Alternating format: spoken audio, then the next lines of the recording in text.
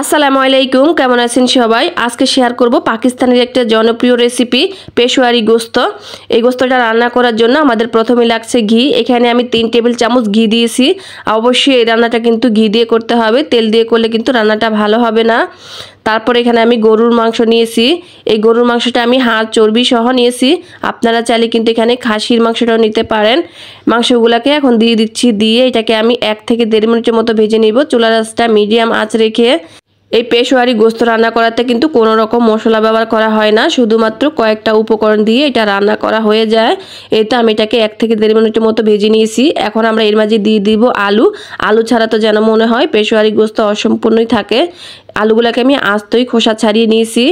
এখন দিয়ে দিচ্ছি লবণ, এটা পরিমাণ মতো দিয়ে এখন আমি এটাকে আবারও নেড়ে চেড়ে আরও 1 থেকে 1.5 মিনিটের মতো ভেজে নিব।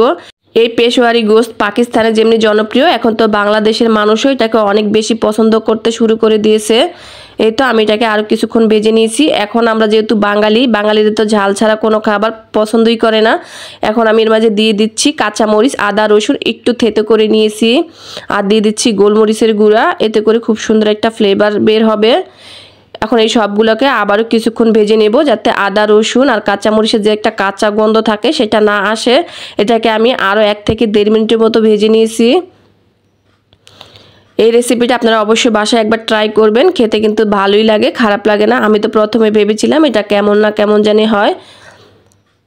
এই তো এটা আমার ভাজা হয়ে গেছে। এখন আমরা দিয়ে দিব এটাকে রান্না করার জন্য পানি। এখানে আমি ফুটন্ত গরম পানি দিয়েছি।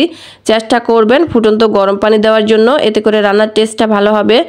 আমি আবারও কয়েকটা কাঁচামরিচ দিয়ে দিচ্ছি, আরও দিয়ে দিচ্ছি 1 টেবিল চামচ ঘি।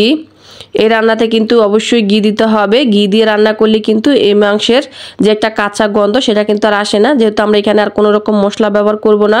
এখন একটা ঢাকনা দিয়ে ডেকে এটাকে 1 ঘন্টার জন্য রান্না করব। আমি কিন্তু মাঝে একবার ঢাকনা খুলে এটাকে নেড়ে চেড়ে দিয়েছি। তারপর আবারও ঢাকনা দিয়ে ডেকে চুলার আঁচটা একদম মিডিয়াম টু লো আঁচে রেখে এটাকে রান্না করব। ফিরে এলাম 1 ঘন্টা পর। এখানে কিন্তু আমার রান্নাটা প্রায় কমপ্লিট হয়ে গেছে। আমি আবার একটু নেড়ে চেড়ে নিচ্ছি। এখন আমি চেক করে নিচ্ছি মাংসটা রান্না করা হয়েছে কিনা। এই যে দেখুন, মাংসটা কিন্তু খুব সুন্দরভাবে সেদ্ধ করা হয়ে গেছে। এখন নামানোর আগে উপর দিয়ে একটু ধনেপাতা দিয়ে দিচ্ছি। আসছে কোরবানির ঈদে আপনারা এই পেশোয়ারি গোশতটা রান্না করে দেখতে পারেন, খেতে কিন্তু ভালো লাগে। আর এটা ভাত, পোলাও, রুটি সব কিছুর সাথেই খাওয়া যায়। আর এই মাংসটা কত সুন্দর রান্না হয়েছে আপনারা দেখে নিশ্চয়ই বুঝতে পারতেছেন। হাত দিয়ে চাপ দিলে কিন্তু মাংসটা একদম গলে যাচ্ছে। আমার রেসিপিগুলো যদি আপনাদের কাছে ভালো লাগে, লাইক কমেন্ট শেয়ার করে দিবেন। আজকের মতো এখানে বিদায় নিচ্ছি। সবাই ভালো থাকবেন। আল্লাহ হাফেজ।